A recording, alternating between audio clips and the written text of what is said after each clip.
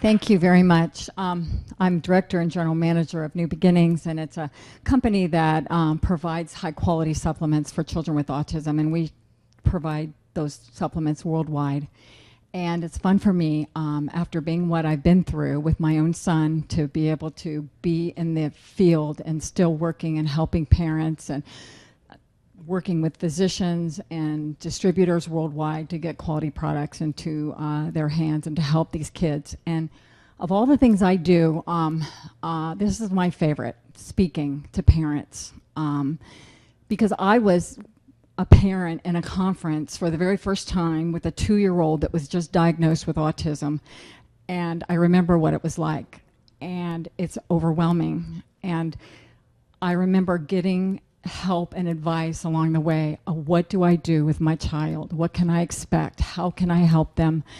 And being able to do that and to share my success and to encourage you to do the things that might make a huge difference for your child, or if you're a professional, for your clients, is the best. Nobody could have a better job than that. So I'm thankful that you came and to hear this today. And I'm going to go through what I consider some of the most important things that have made a difference in my son's recovery. And the purpose of this is not just to talk about Daniel, but to educate you on what is important to do if you want to help your child to be the best that they possibly can be. Daniel was my number 4 child, and we joke about this a lot. He was my surprise baby. I wasn't expecting Daniel, but God knew that Daniel was supposed to be, because Daniel changed my life.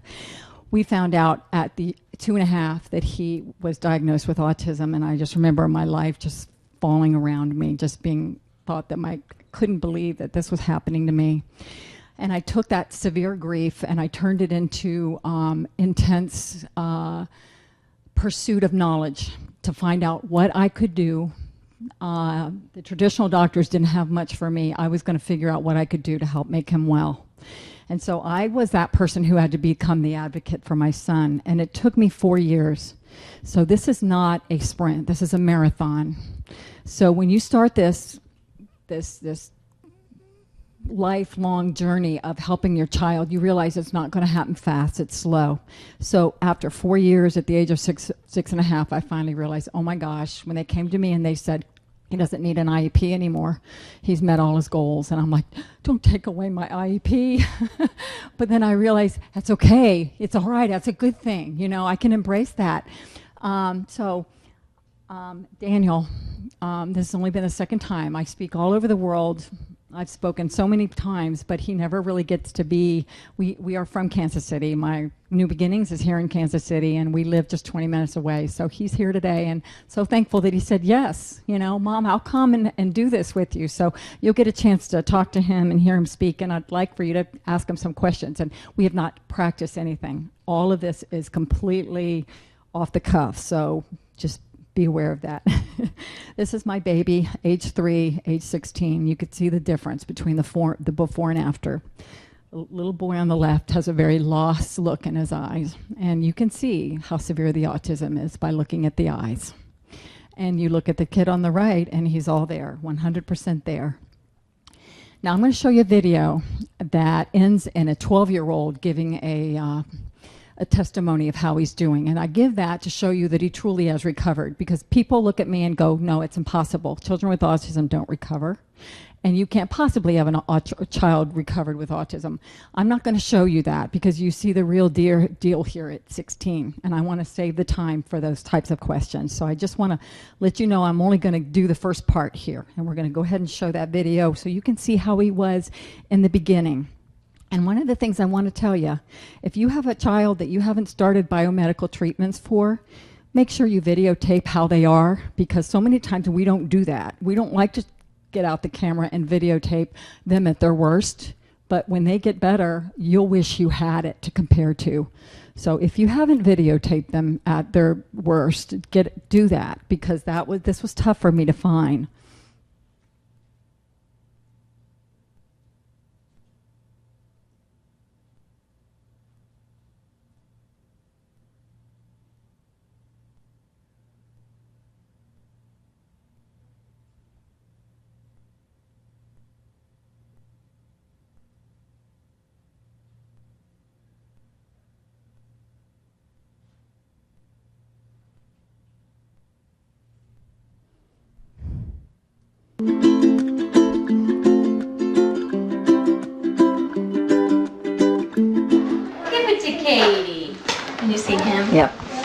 can. I'm gonna get out of it. I'm just gonna go on this side.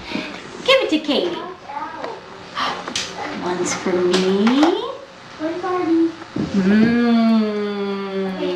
gonna feed baby. Daniel's turn.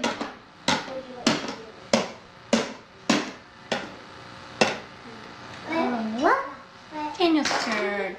Feed baby. One of his problems was prolific drooling. He drooled all the time. Daniel's turn.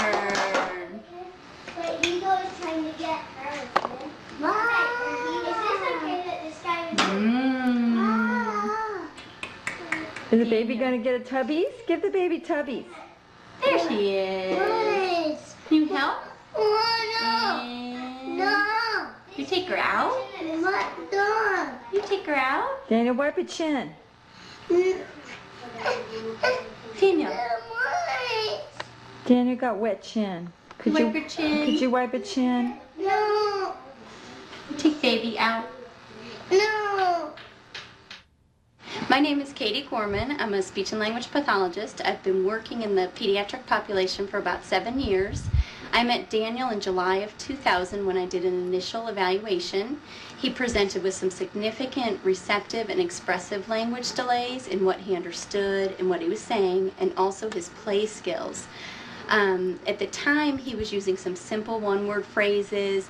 He was following directions only if you were giving him lots of visual cueing, telling him where to go using lots of visuals. His play skills were really far behind in that he would only put blocks into a container, lift them up, dump them out on himself. Very repetitive. When you tried to enter his playing world, he had a meltdown, a tantrum. He didn't understand what you were doing. He thought you were taking everything from him. He would become very possessive, grabbing onto them. It was very distressful for him. We began intervention twice weekly in his home for hour sessions, along with, there was some occupational therapy and special instruction. In September of the same year of 2000, his family began some drastic dietary intervention, and we began to see some really nice improvements with Daniel. He began to expand his word length, his utterances. He began to follow some directions without cues. It was probably the most significant at least a month into using some dietary intervention, but it became so rapid, his progress with his play skills and his comprehension, that his goals changed almost weekly because he was gaining so much language so quickly. He was beginning to greet people spontaneously. He was attending to his environment. He was responding to sounds in another room. He began commenting on play. He was engaging with others, eye contact, excited about activities. His receptive language, he no longer required the dramatic visual cueing. I strongly and I believe wholeheartedly that he made progress not only because he really benefited from one-on-one intervention and some strong sensory integration input, but also the dietary intervention. I by all means don't think that his progress would have been as great without the dietary intervention that the family was doing.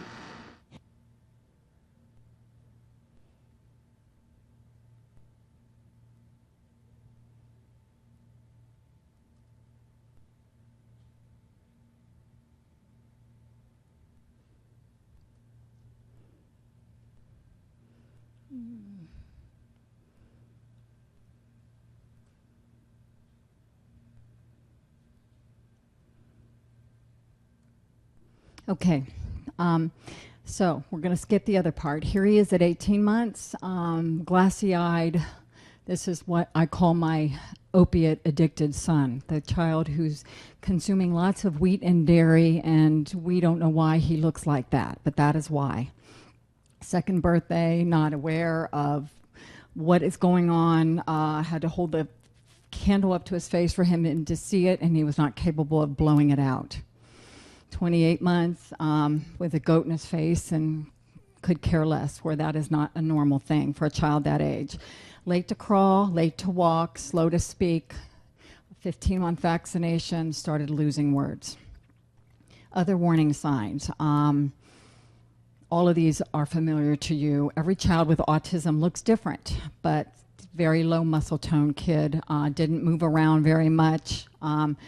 unexplained crying spells that went away after we took him off of wheat and dairy. All he wanted to do was watch Blue's Clues, Thomas the Train, Teletubbies, you know, all of those ones that drive you absolutely crazy over and over and over again.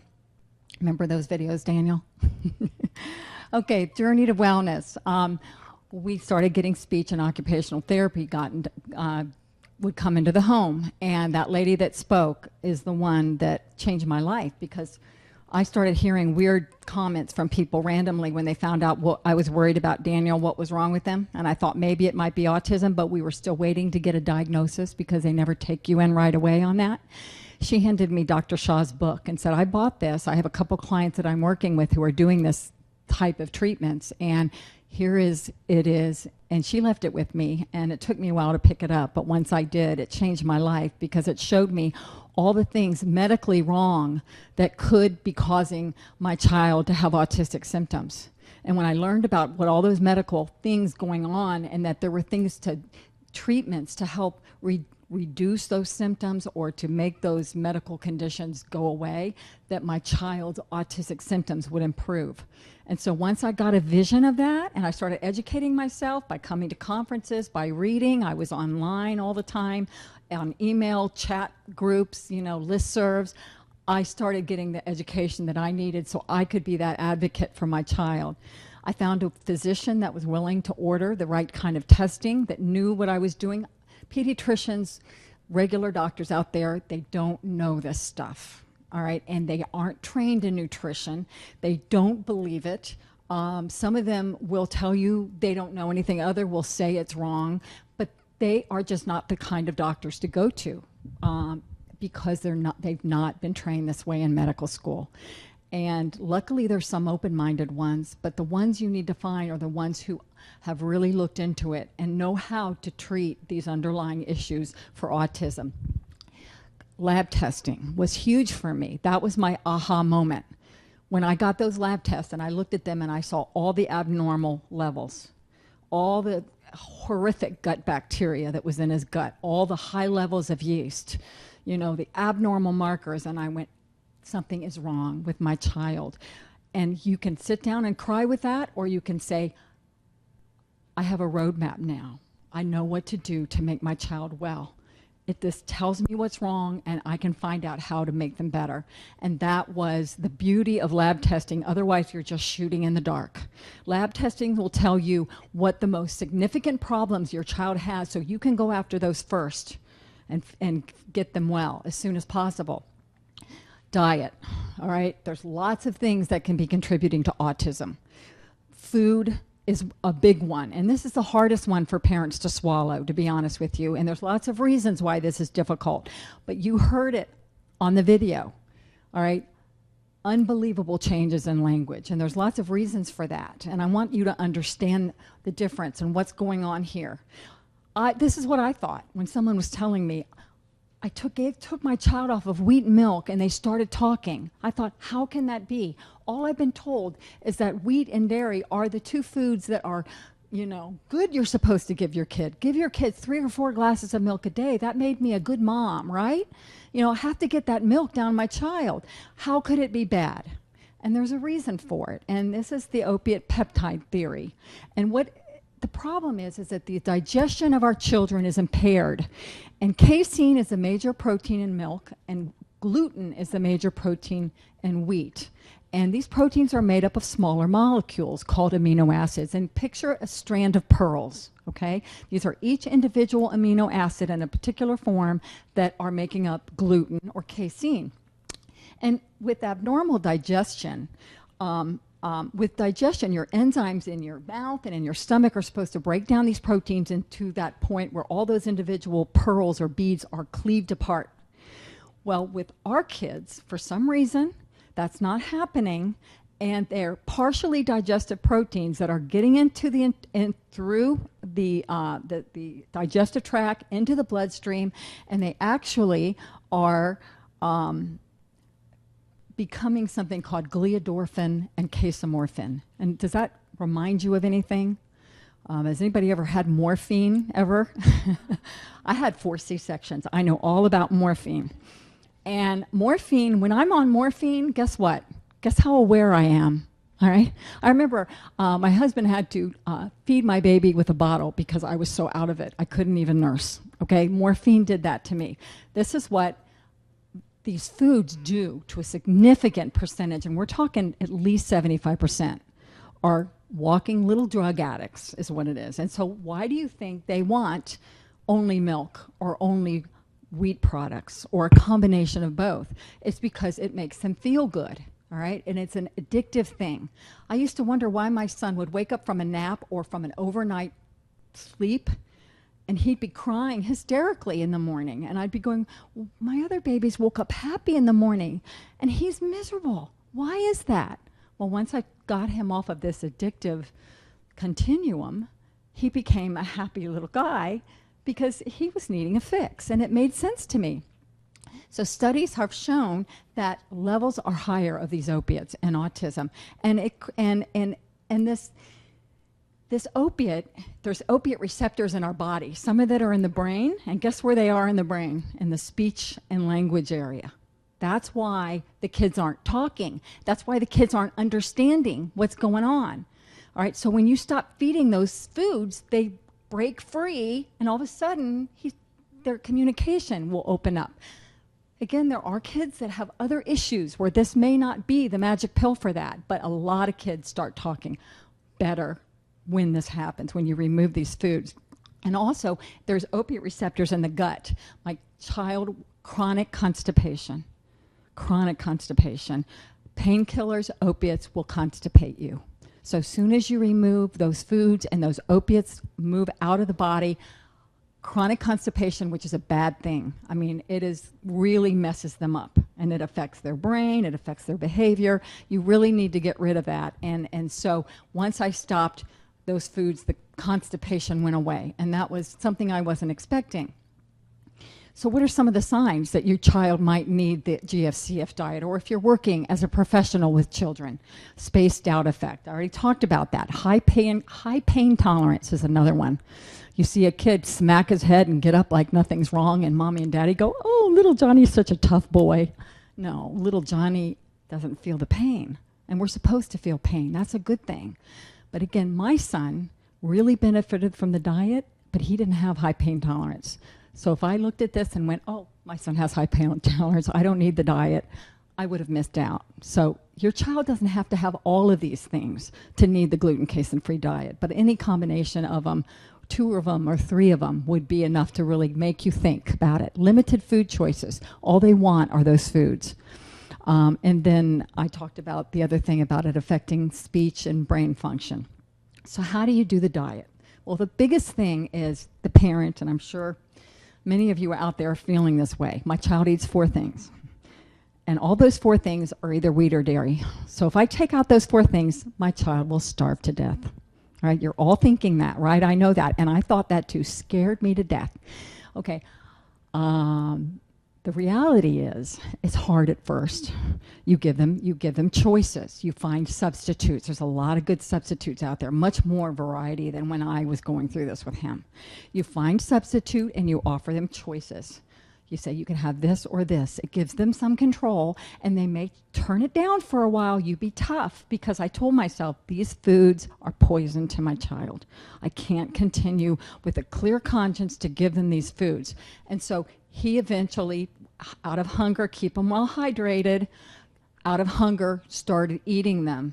And eventually, when all the addictive issues dissipated, he started eating more foods and more variety of foods, and better than he ever had, because his food choices were not for an addictive, because he was an addict to them. All right, is there anybody, if you are a parent in this room who has put your kid on gluten casein-free diet and thought your kid would starve, but found out that in the end that they ate better in the long run, would you raise your hand? Okay, so those of you who are skeptics, look around. They do, it does work. They eat better in the long run, okay? It's very important to get an IgG food allergy test before you do this, but you want to start finding substitutes. So you say, I'm not going to give them wheat, so I'm going to give them rice, or I'm going to give them corn. What if your child has an immune response to that food that you are replacing?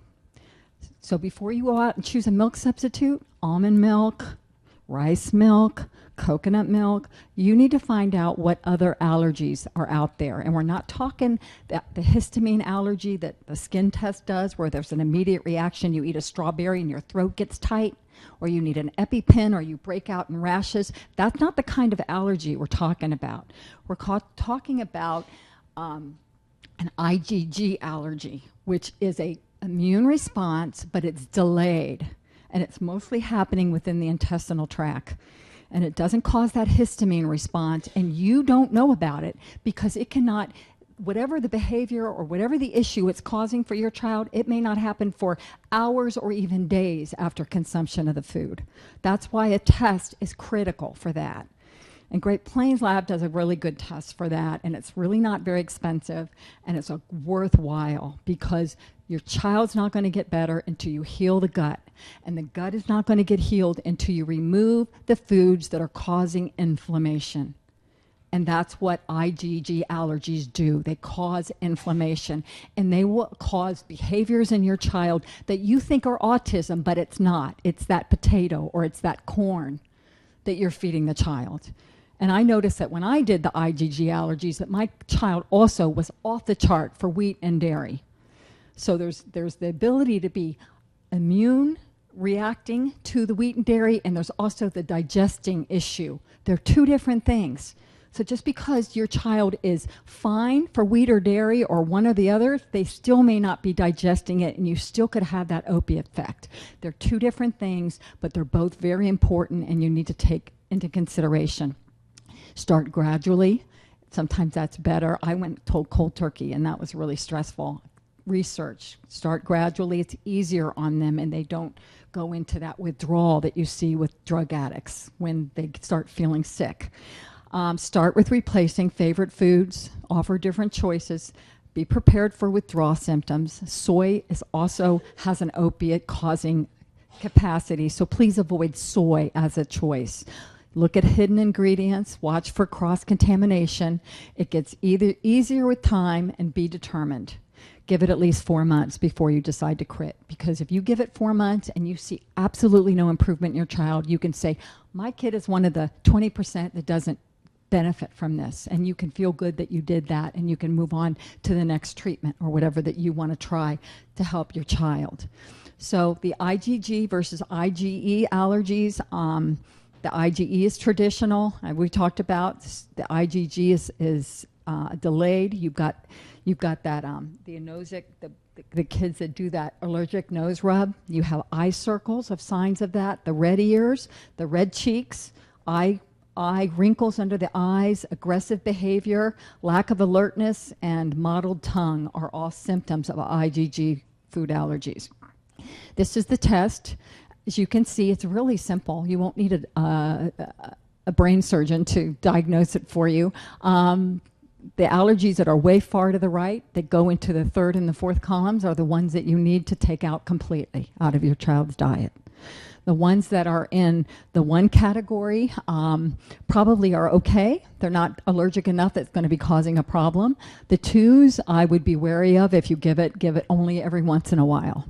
And when you take out these foods and you take them out of the diet, and if you introduce them again after taking them out for 2 weeks, you will usually see a very strong reaction because it's been out of the system. And that's a good way to test these ones and twos to make sure that your child is okay with keeping them in the diet.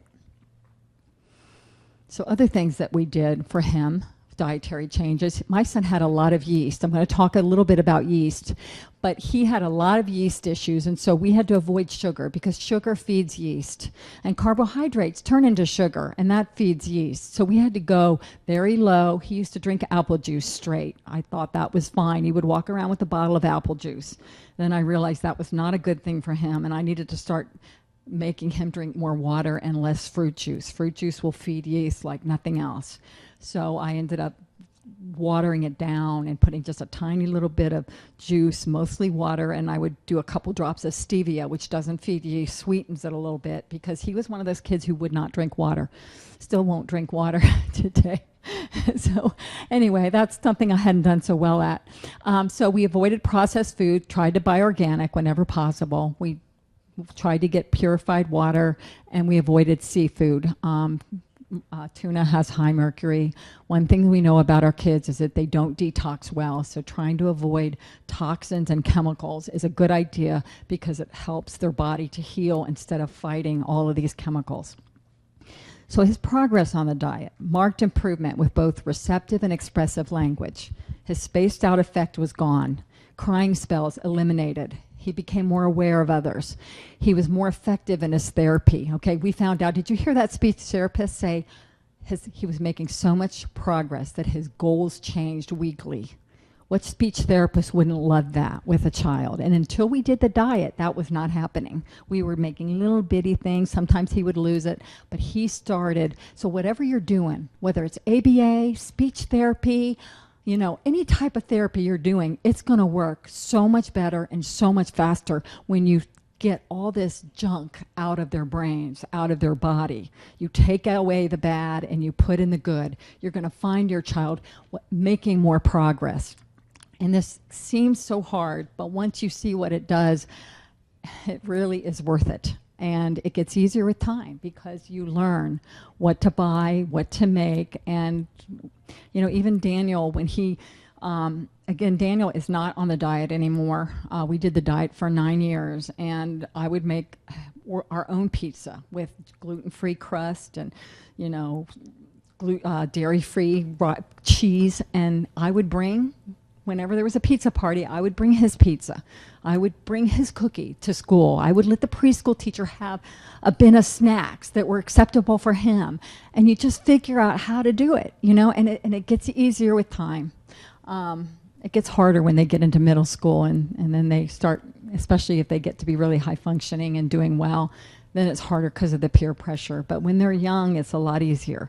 But what I tell with parents with older kids is to get them involved. And if they're willing to buy into it, sometimes these kids realize they feel so much better that they do it themselves because they know that I am so much happier with who I am and how I act and how I feel when I'm eating the right food. So older kids can do it too, but normally you have to get their buy-in in order to be successful. He became more interested. His constipation disappeared. This is something I wouldn't expect. It's sensory issues. The sensory issues, which are such a big deal, they disappeared too over time. And the other thing that really shocked me is that he had chronic sinus infections and chronic asthma starting at 10 months of age. We were doing the breathing treatments and the prednisone. He was sick a lot, and I had no idea that it was related. And did you know that milk allergy is related to sinus infections? It's related to allergy, to asthma. It's also related to chronic ear infections. So when you remove these foods, you may see medical issues that you've been fighting disappear. He has after taking him off of these foods, he never had another asthma attack and never had another sinus infection. So there was many benefits from this. Then I did something really stupid one day. I bought the wrong kind of waffles, and I went to the grocery store and I picked the wrong kind, didn't notice it, and he would eat waffles in the morning, and I thought they were gluten-free. And I gave him gluten waffles, and I saw my little boy who was coming back to me disappear right before my eyes. And we were all going, what's wrong with him? Look what he's doing. He's doing what he used to do. And I just remember going, oh my gosh, what's happening? And I found out that I gave him the wrong waffles. And it made me feel like such an awful mom. But it really did tell me that I was doing the right thing, that this was the reason. There was no other reason he was getting better besides the diet. So I never made that mistake again, but it made me more determined to stick with it and to keep going with it. This was our most dramatic intervention. Okay, nutritional supplements. Went to go find a doctor who knew about autism. First thing she did is she looked at him and she did all this analysis on him, did some labs, and she goes, you need to put him on these 15 to 20 supplements. And I went, what? You're kidding me. This is too much. She goes, yeah, you got to do this. If you want him to get better, give him one at a time, every 3 or 4 days.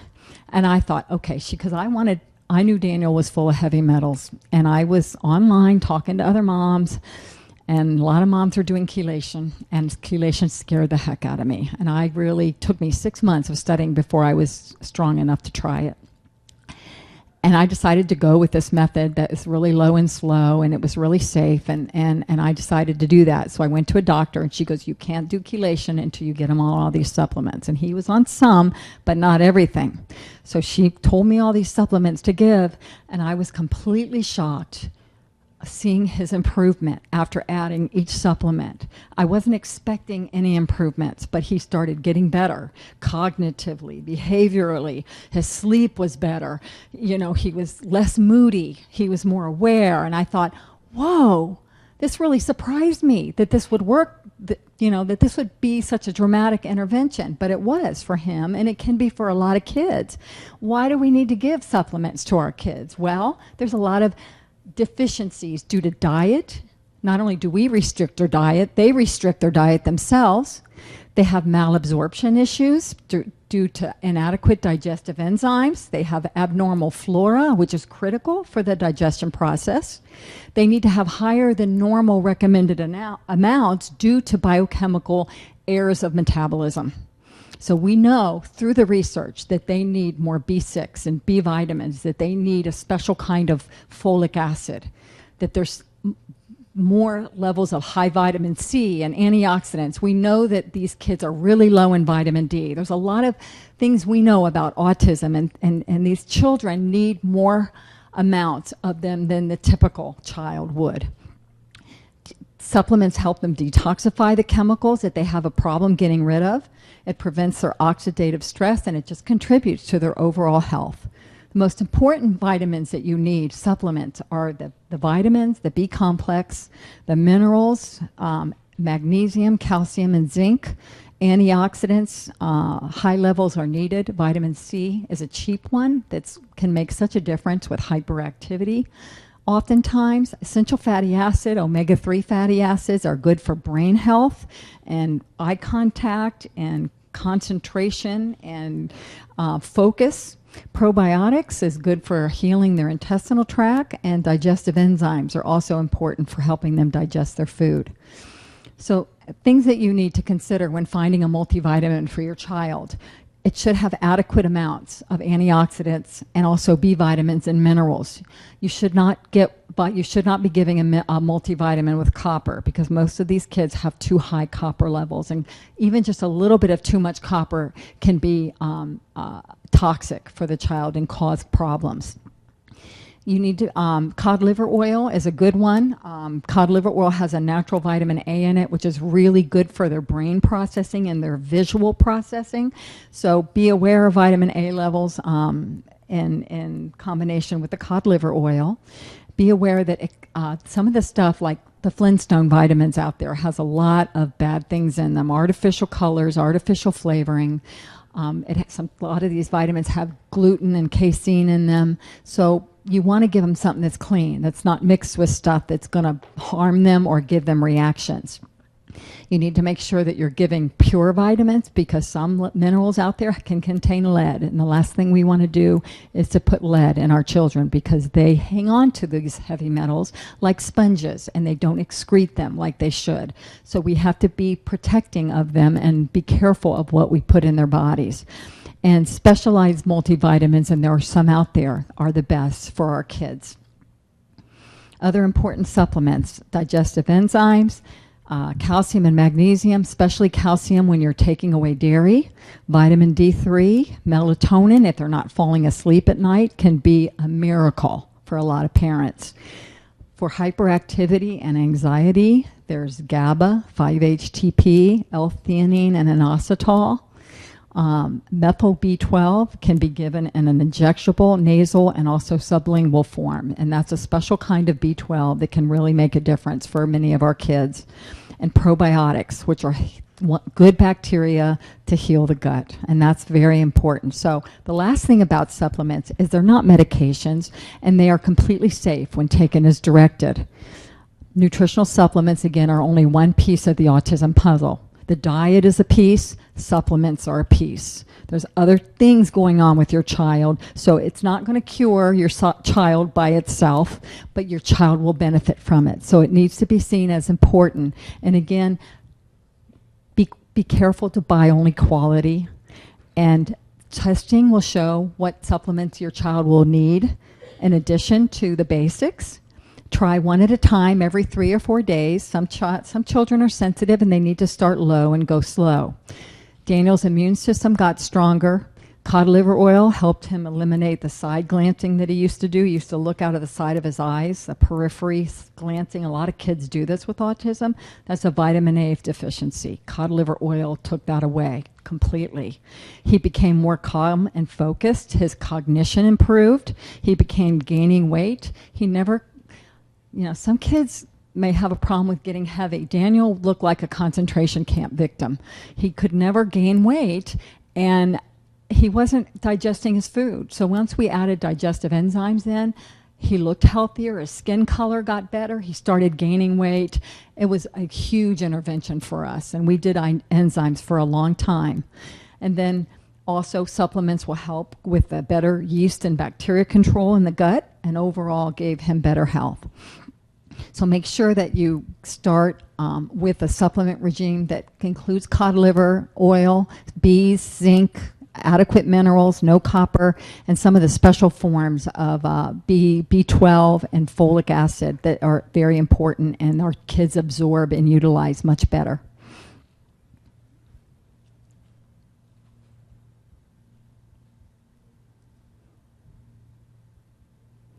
Okay, one of the suggestions for a starter package is something that we carry that has all the basics in it. It's called the Spectrumate Starter Package, and it's designed for autism to do the basics, to get those basic levels for feeding their brain.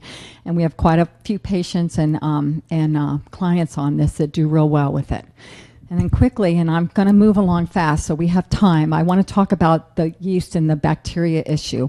The organic acid test was really useful, and they have quite a few markers on there that show yeast and bacteria. And Daniel had problems with that. Not only did he have problems with yeast markers, which are here, but he had a Clostridia, high levels of Clostridia that we had to deal with.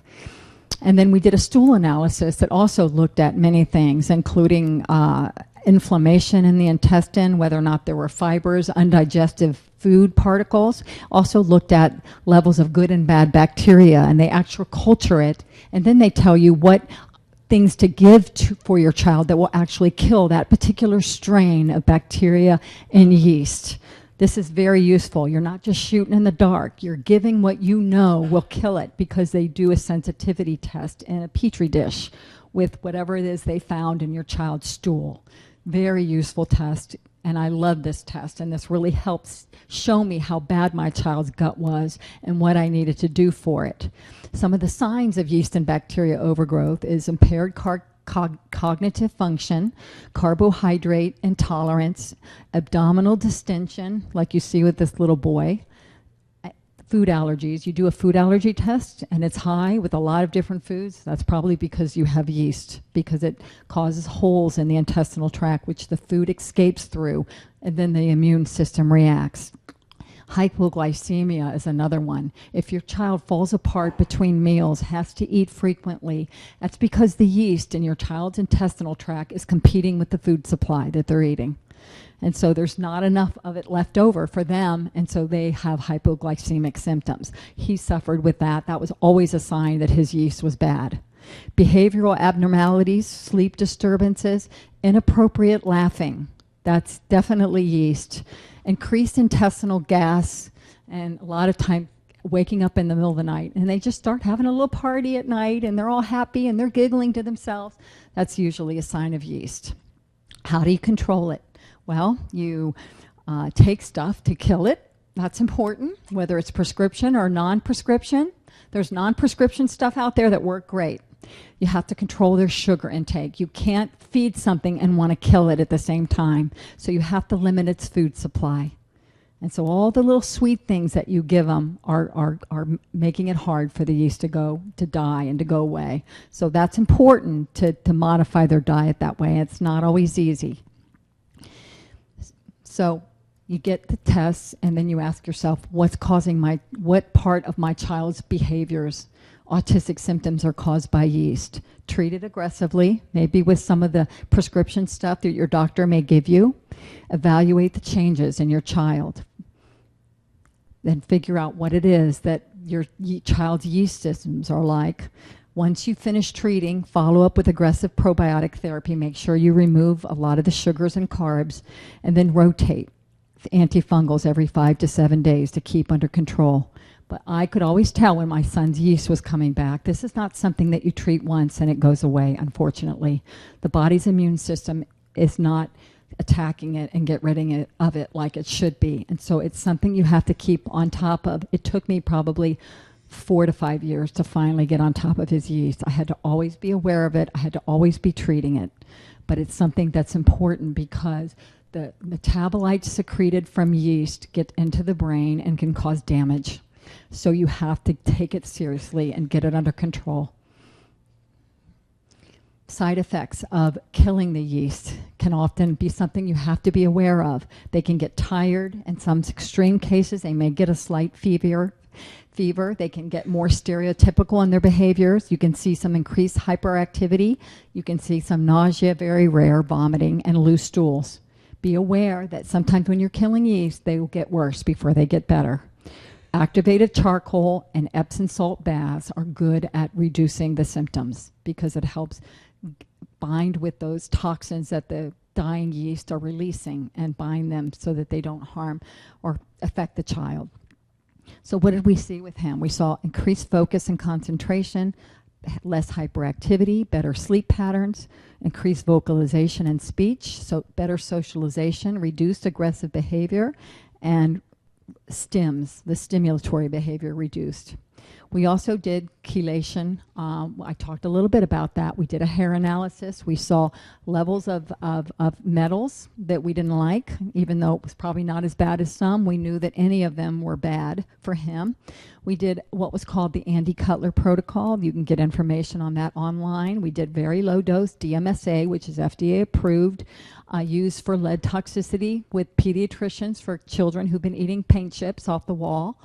We did 3 days on, 11 days off, and we gave lots of other supplements to support him, and we saw steady improvements. After we would do it on the weekends, and we'd skip a weekend, and we'd do it during the weekend. We saw improvements with him after each cycle. There are some natural, gentle options for detox. If you know your kid probably has high heavy metals, or you test for it and get it in the results, there's some very good, gentle types of detox that you can do to help your child's body start releasing these. I also did ABA. I believed ABA is the best thing for your kid, especially if you're doing biomed, because it works easier and faster. You don't need to do 40 hours of ABA when you're doing biomedical because it sticks. And they learn and they keep it and they generalize. We did a really good ABA program, and it helped him catch up. We started it when he was in preschool, and we worked on all the things that all his typical peers were doing, and he wasn't. And this would help him to become like the other kids faster. And you can use ABA for everything. Teaching them to potty train, social skills, play skills, academics, and helping them to learn the abstract things that they don't get easily because they're so concrete. And this was expensive, but you can find ways to do it less expensively. You don't have to do the 40 hours a week. You can hire students who are in special ed programs for, less to come in and do the programs with them. I want to make a recommendation, though, because not every ABA program is alike. And some ABA programs are better than others. And you want an ABA program that's fun and that your child is motivated in, that's not based on negatives and saying no. And you want an ABA program that will help your child's social skills. And James Partington is right out here. He has a booth on the corner. He has written a book for parents called Getting Started, and developing critical learning skills for children on the spectrum. If you want your child to learn the therapist can't do it. You have to be the therapist. You have to learn how to challenge their brain, how to help them interact with the world. And that's what I did with Daniel. I was a therapist 24/7. I took advantage of every opportunity that I was at to help him to engage with his environment, to respond to questions, to look at people, to look outside at the cows in the field, to talk to him about everything we were seeing in the grocery store. I did that, and this is the kind of ABA that teaches you, the parent, to do it with them as well, 24/7. And even if you can't afford ABA, you can learn how to do it and do it with your child. Because the more active you are in challenging that child's brain, neuronal pathways that aren't there can be created by you, by your interaction with your child. So the more you put into them, the more you know what to do, the more potential your child will have for becoming who he or she is meant to be.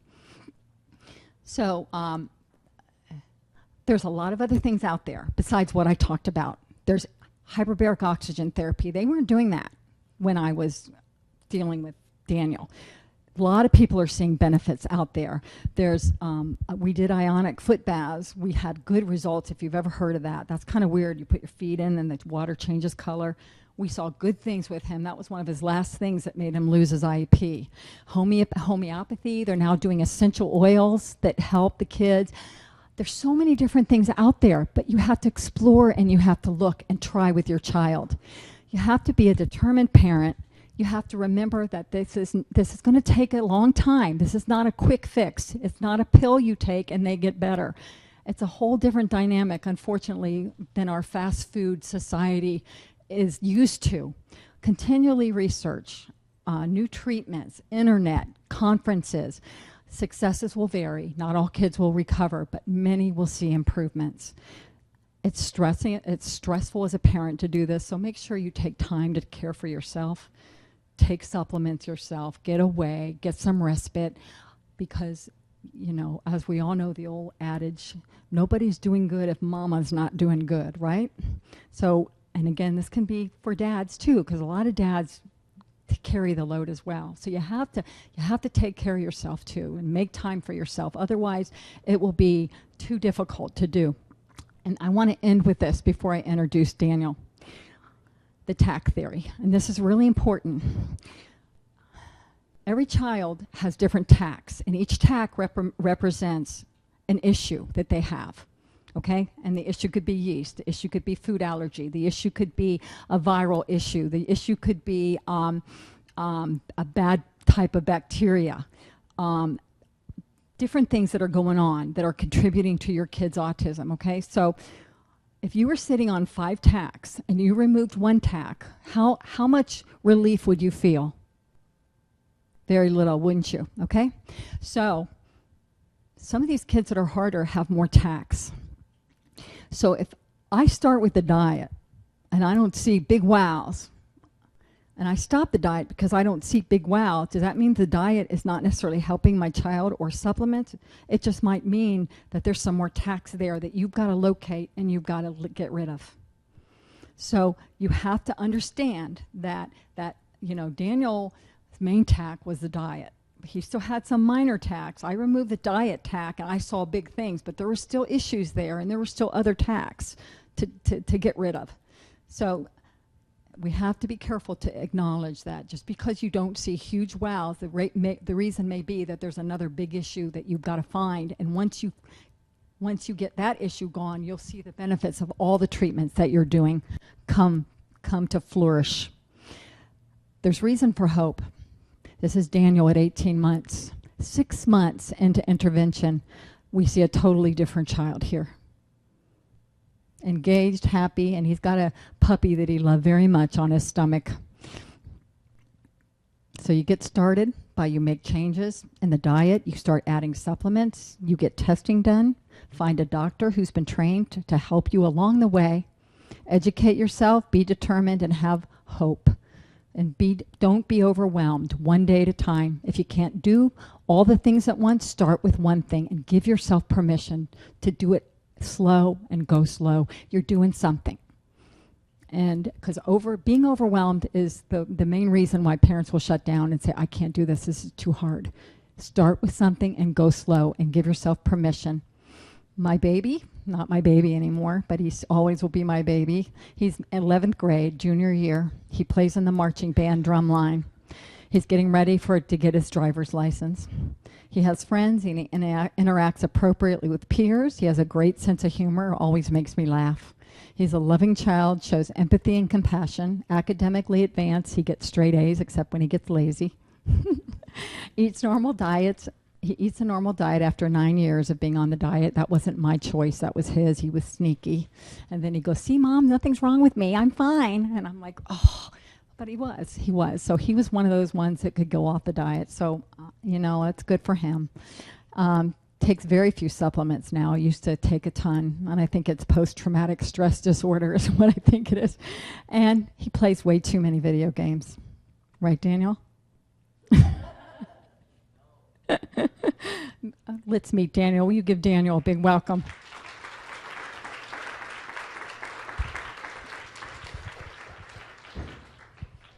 I'm so proud of him for being willing to do this. I love this kid. He's my heart, my life. He's changed my life. I'm a different person. What I do for my living, everything, the way I think about the world has changed because of him. And not everybody can become a Daniel, but Daniel is an amazing kid. And one of the things, I'm going to put my information for contact. Please feel free to email me if you want to ask any questions. If there's anything I can do to help you in any way, I'm more than happy to do that, okay? Because I have a mother's heart, and my goal is to help everyone along their pathway and get as much help for your kids as possible. So, Daniel, I'm going to ask him a question first. And again, this is off the top cuff. I've not even told him what I'm going to ask him.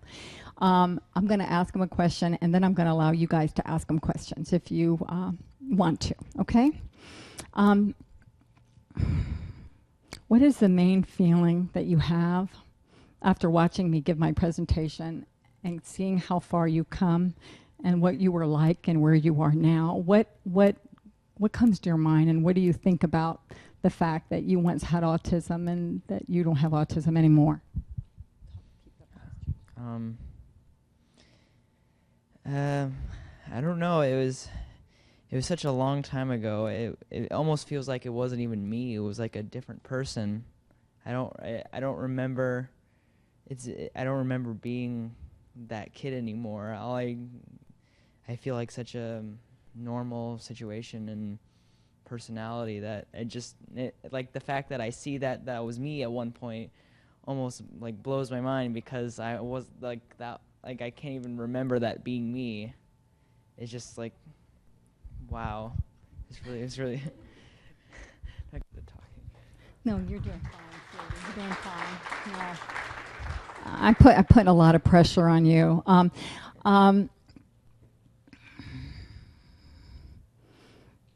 What do you remember about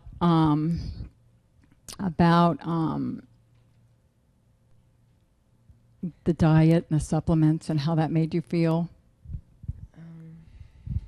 I remember taking way too many pills. Like, she would have individual bags for every single meal, and it was I remember constantly pills getting stuck in my throat and like trying to avoid them. I remember when I was young, I tried to fool her, to hide the pills somewhere, to throw them away so she doesn't see them. And I'm like, I don't need them, I'm okay. But yeah, but it was I from personality, I never felt anything. I apparently it's more from other people that can see my differences. If I act strangely, I couldn't tell anything wrong, but she could definitely see something wrong. Does anybody out there have a question for Daniel? Go ahead. I'm almost afraid to ask this question. Don't. Feel free to say no. Okay. I have a little boy who was just diagnosed, and my fear is bullying. Did people pick on you? Were they mean to you? No. By nature, I'm pretty shy, and what I like to do is if I'm in a situation where I don't feel comfortable around the people that I am. I usually just like kind of like I try like to stay quiet or like blend in with my surroundings. Like basically, if they don't see anything noticeable about me, there's nothing that they can make fun of me of. So that's how I basically that's how I got through school pretty easily. But by the time I got to middle school where that stuff is very important, I was pretty much fine. So I didn't really need that much help in that area anyway. So that's just me. Anybody else? Yes.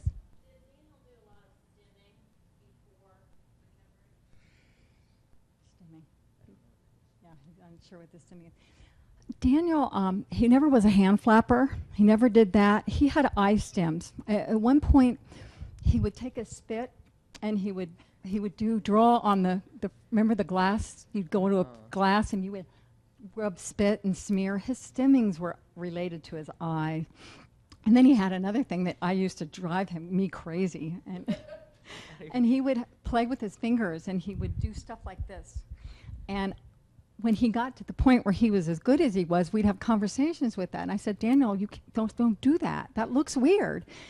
And what would you tell me? Whatever, Mom. You understand. They don't know. Do you ever have that urge now to do that? Be honest. Not actually not that much, and not at all anymore, really. Usually when I was younger, it didn't seem that much important to me. It was just like if I was bored, like I would think of something in my head, and then I would try. I'd act it out just to see if it was like if I could make it look cool, and then like the fingers were more of a visual effect more than like me just being weird. It may look weird to other people, but I thought in my mind it looked cool. So Good answer. Anybody else?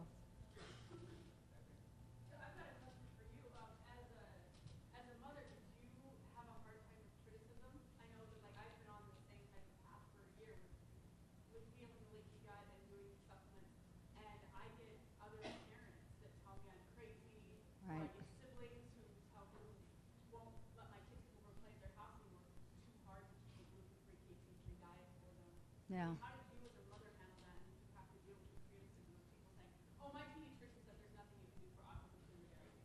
Yeah. No, I mean, I just, that always just kind of blew me away because people would have a child with autism and my child was like getting normal and their child was still severe, and I would give them a book and go, Jill, what are you doing with Daniel? He's doing so great. And I would show them and they would read it and they still would not do it. And I never understood that, you know.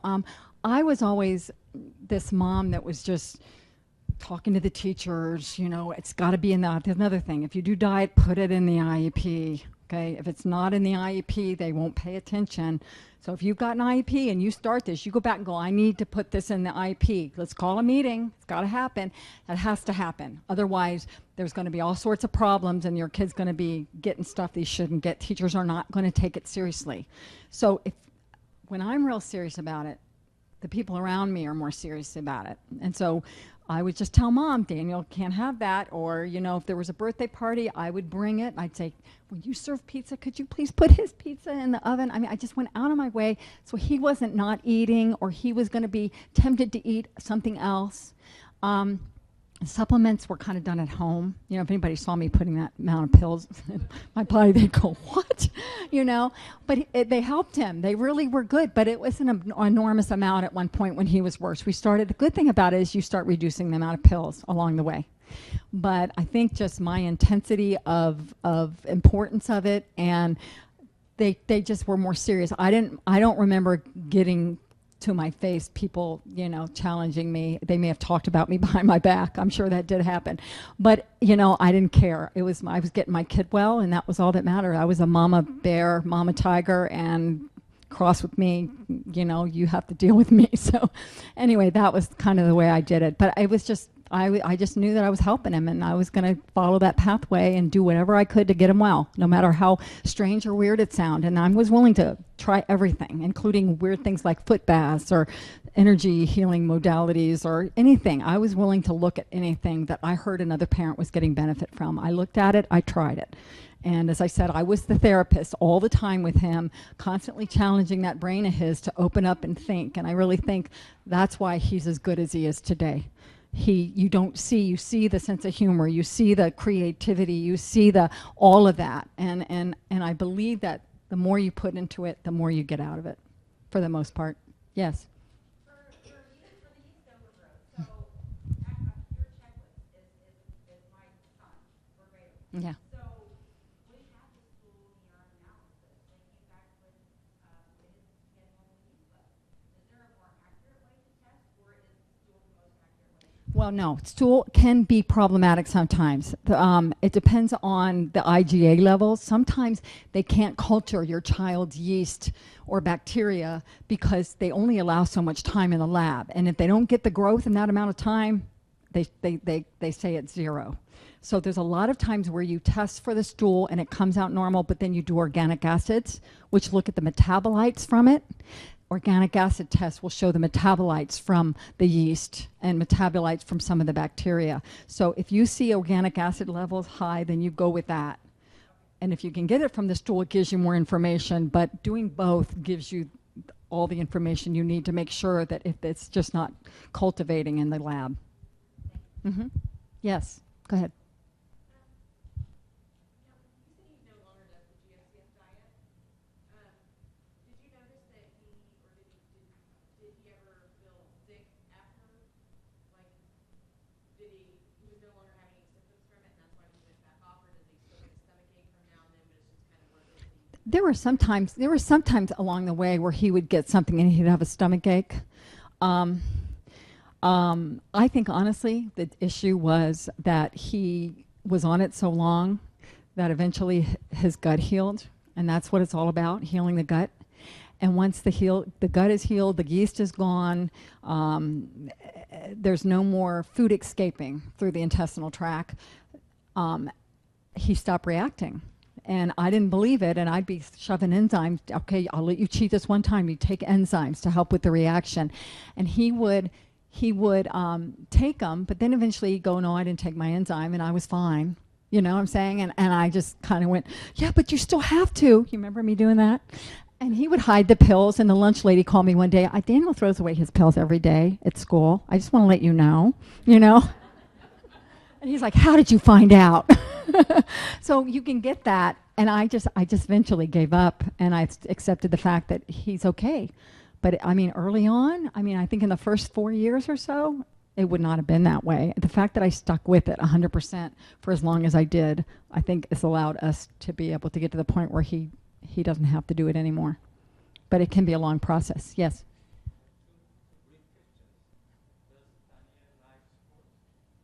Okay.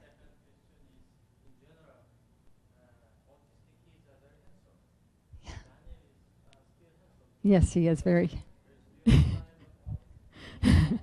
Say thank you. Thanks. You answer the question. Do you like school? Sports.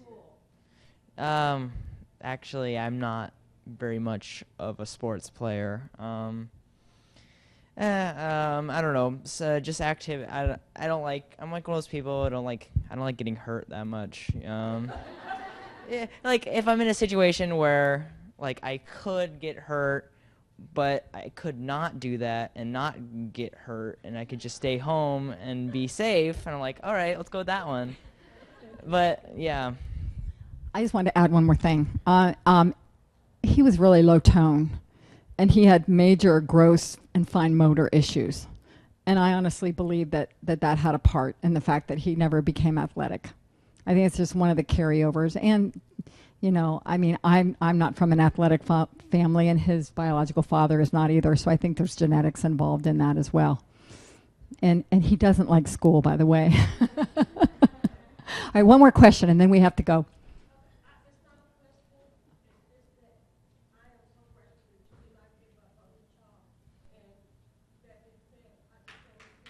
Thank you. Thank you very much. Thank you. Thank you. You should answer her question too. It was- Anyway, I just thank you so much. This was my pleasure, and I love doing this, and I hope I've encouraged you, and I hope I've given you some ideas and hope to help your child, because there's so much hope out there, and there's so much that can be done. And thank you so much for this opportunity and for coming to here. God bless you all.